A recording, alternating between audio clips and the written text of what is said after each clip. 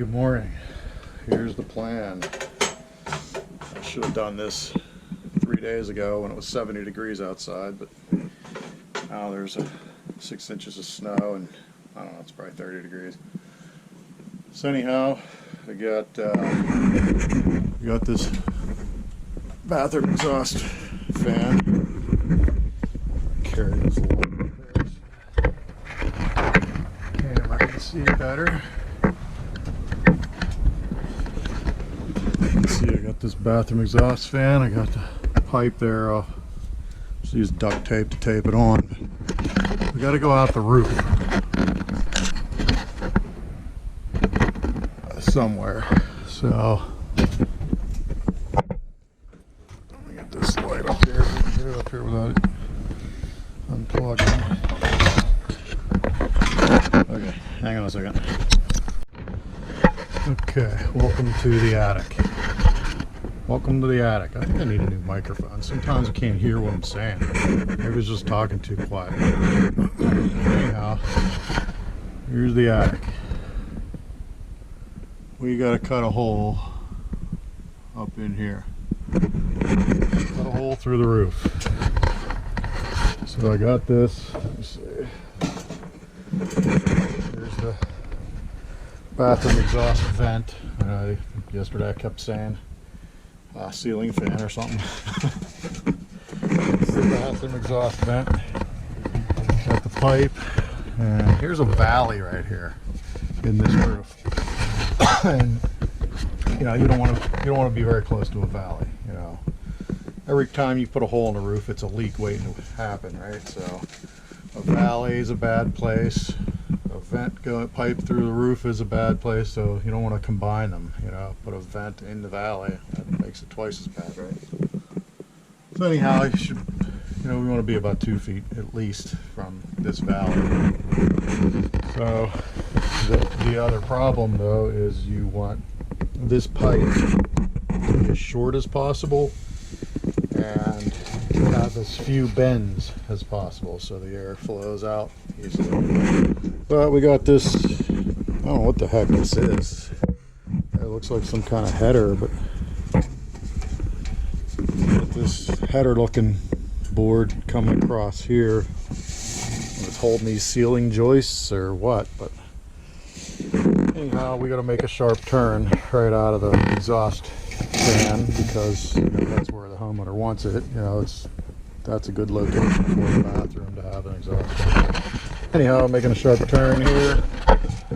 Just kind of angle it this way to get a little farther away from that valley. We're gonna cut a hole right about there with the sawzall. So give me just a second. I will draw a hole with the sawzall. Have some fun. Okay. See me over here. Now you can see me like the sun. Okay, so there you see I can never see. There it is. Mark the circle. And got the sawzall up here. Tool of destruction. Got a hole through the roof. Let's see. Broken tripod, so I'm gonna try to lean this thing somewhere so you can watch.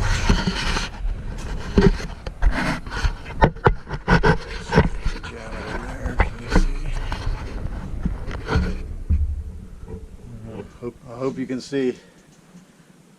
Can you see? I'll just be deleting that. Here we go.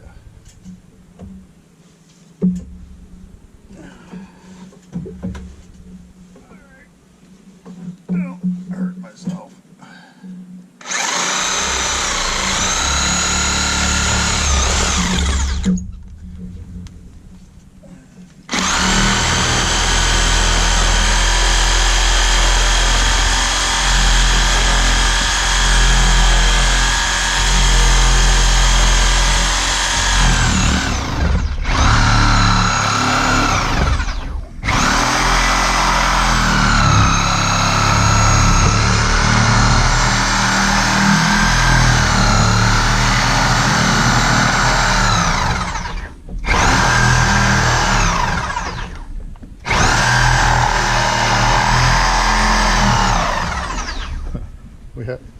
Where'd you go? Good vibrations moving the camera. We have snow dropping through my cut hole. It's not going to be fun when I get on the roof.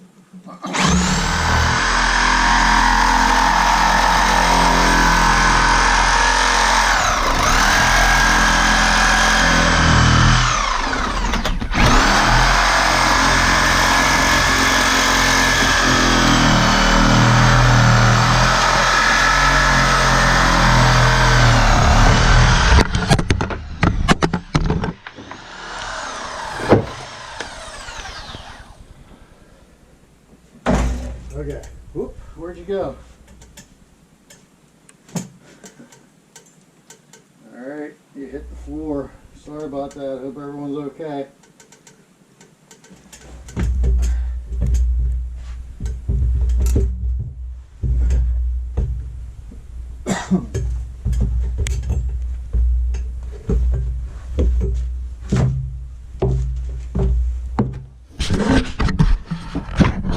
How's it going? Everyone all right? You hit the floor. Vibrations were just a little too good. As you can see, we got a hole in the roof, and now we can measure how much snow. Heck of a way to measure how much snow we got, huh? Anyhow, just thought of something.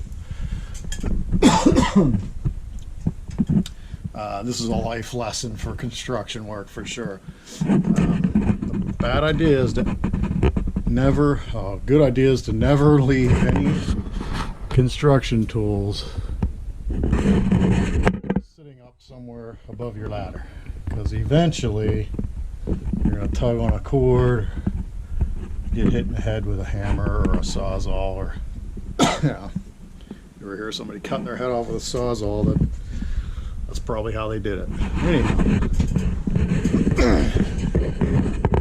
there's a hole in the roof. What do you think?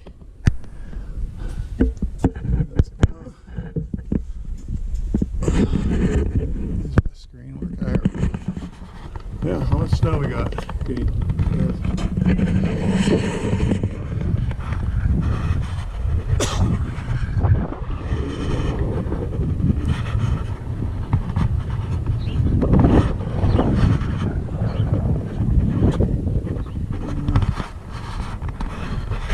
Appears to me that there's about, it looks like an inch maybe at the most. So anyhow, I will get ready to put the pipe in. I'll see you guys in a minute.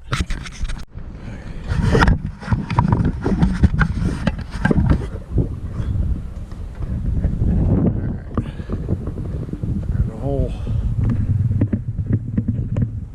See the hole in the roof. Here's the vent cover that we're going to install. That. Holes.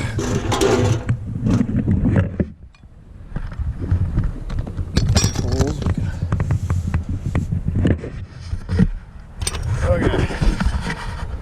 Yeah, you know, a smart person would have thought about doing this 3 days ago when it was 70 degrees, but a smart person following me around telling me what to do, so here we are. 30 degrees. And in southern Oklahoma, this is probably a blizzard. You know, all the stores are closed. But anyhow, okay, stay tuned. We're gonna clear some snow, lift some shingles, and get this thing installed and get back in where it's warm. Alright. Got some snow cleared away. There's a hole. Alright, we're done. Let's go. Just kidding.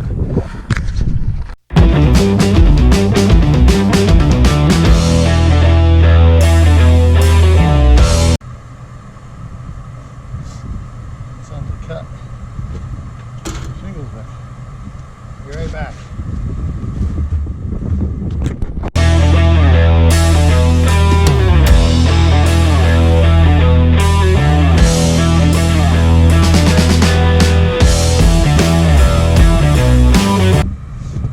wrap.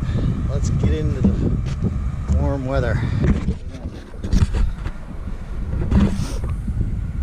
Should be good. I think it's going anywhere. Okay, clean up the mess and head on in. See you inside. Alrighty. Hopefully you can see me. I didn't carry the light up. This duct tape, duct work. I'm gonna close up. There's the underside of the vent.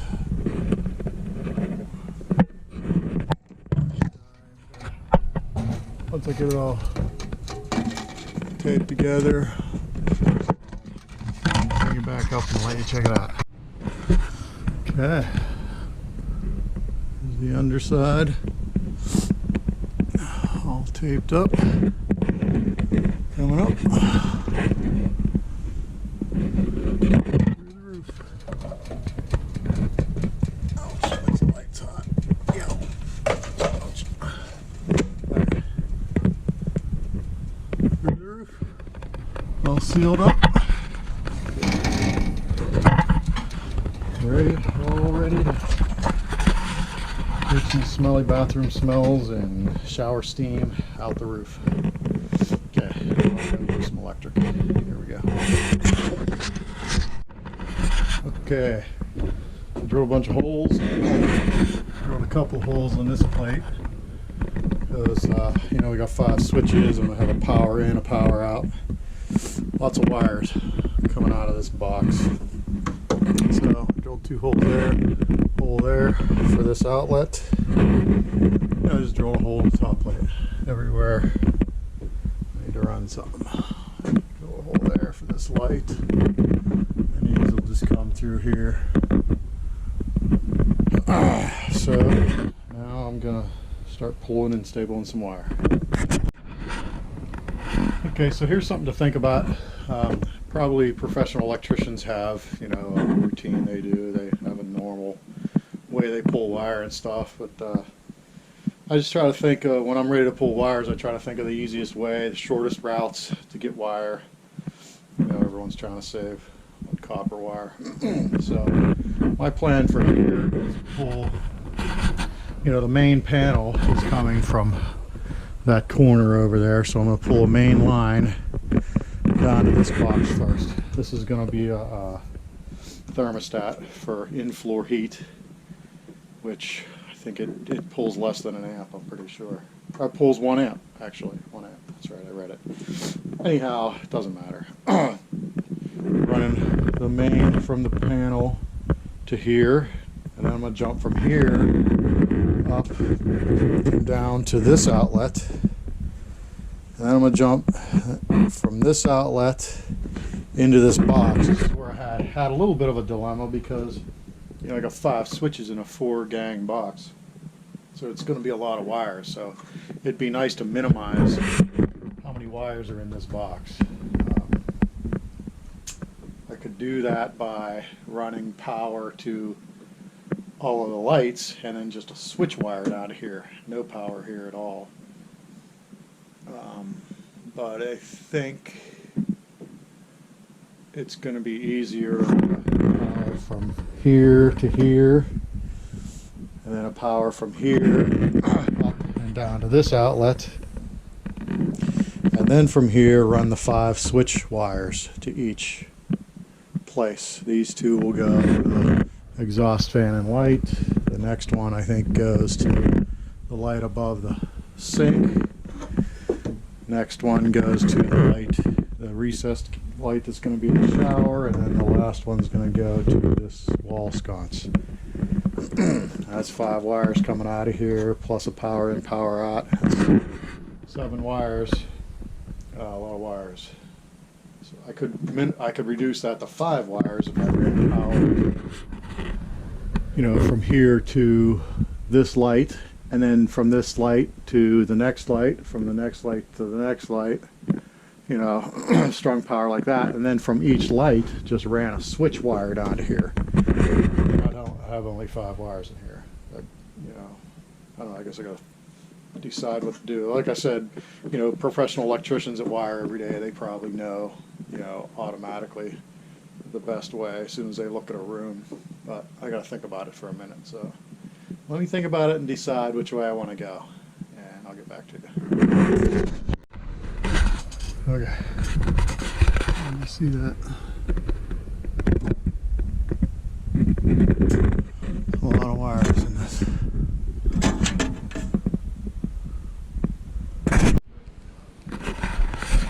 Okay, so here's what I did with the electrical. I decided to just run switch wires to here. Make it much easier. It's nice and neat. Wiring. So I ran power to each light fixture.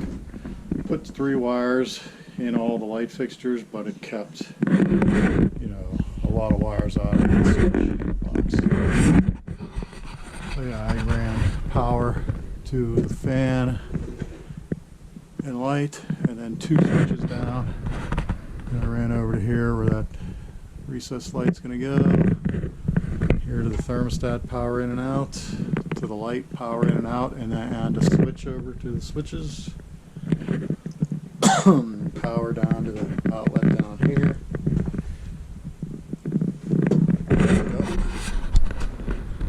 Down to this outlet,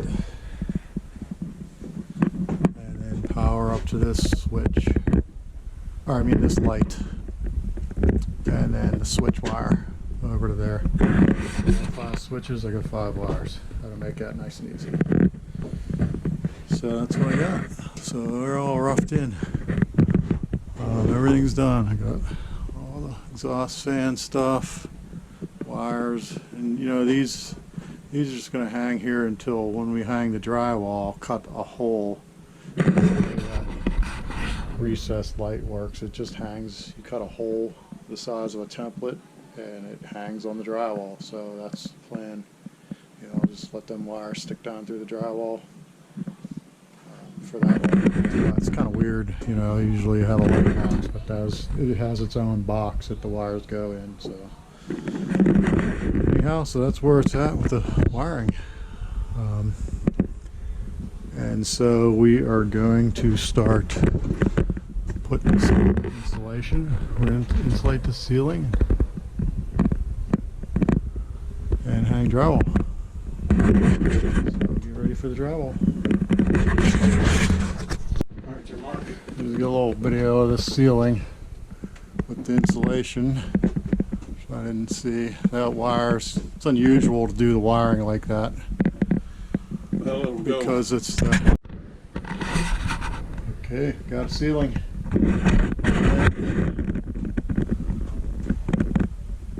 Just got a wire up. Recessed light there. And other than that, we're all sealed up. The bathroom won't be freezing cold anymore since it's snowing outside.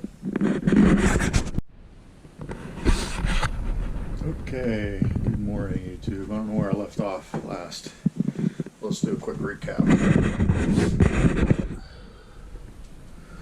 Doorway framed larger. Managed to cut the drywall without damaging anything, so we didn't do any plaster work in the hallway. Got the floor, tub in, walls built, ceiling drywalled, exhaust fan all hooked up on the ceiling. Tape measure. I know it's got to be here somewhere. That bucket right here has a bunch of tools in it. Okay, so we're getting walls insulated for just sound barrier in the bathroom. Also, almost forgot to show the fire block. We do these days, we spray something called, you know, great stuff makes this fire block just to keep fire from spreading up. Anywhere there's a hole in the top plate or bottom plate, spray fire block. You know, the wire locations. Helps keep fire from spreading through floors as fast. So got that all sprayed in, and Ready to start hanging some drywall on the walls.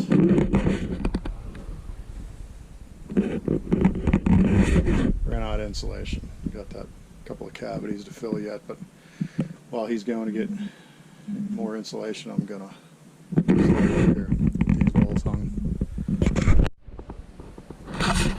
Okay, here we go. What do you think? Got some drywall hung. Take a look.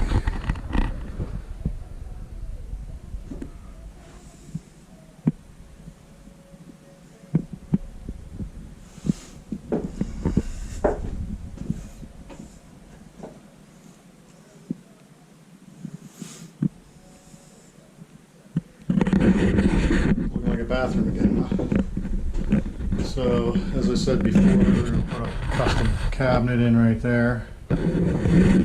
Put some hardy backer through walls and tile them. And then hardy backer the floor, tile it. And we're going to have a strip of heated floor right up the middle here. So I'll show that when I start doing that. I guess I could have shown more of the hanging of drywall, but I don't know. Put the drywall on the walls and screw it in. Corner bead here. So there and there. So I'll show some of my taping. I'm getting ready to tape.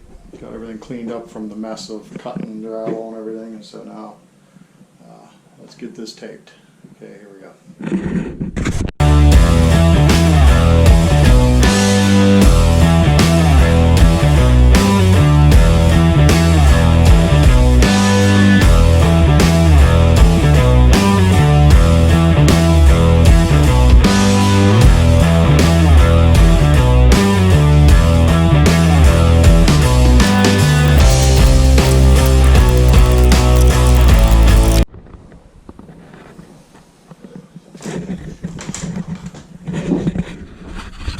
I'm going to do this with one hand.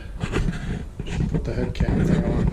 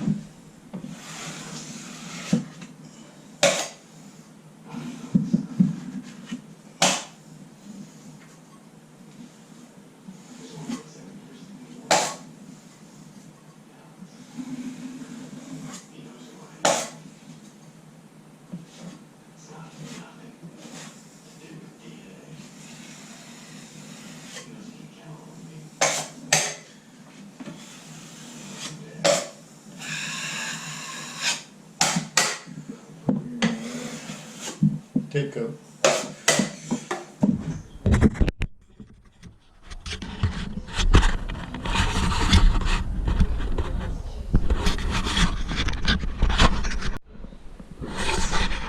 Alrighty, so we're going to start some hardy backer. This is hardy backer. It's like a cement board, but it's not. It's a little different from the cement board, but it's basically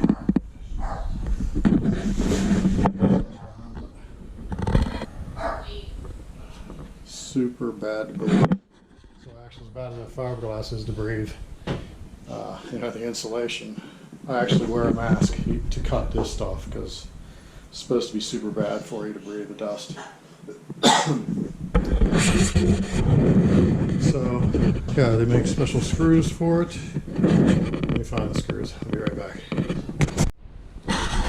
Okay, screws.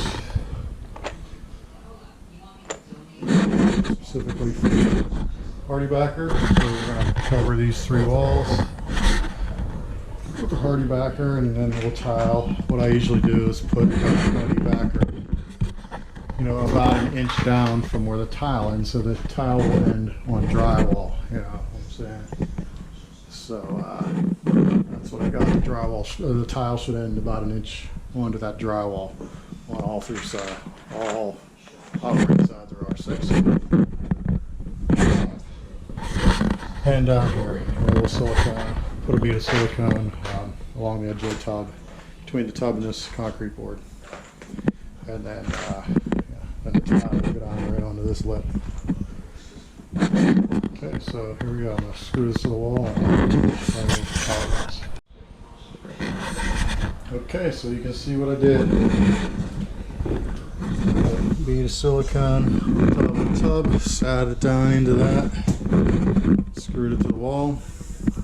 I'm going to cut another strip for up here, and each one of these will be one piece. Fits right in here and here. We're going to seal up the joints, and that'll be ready for tile. Okay, so here we go. Okay, I'm going to wrap this video up. Here's where we're at.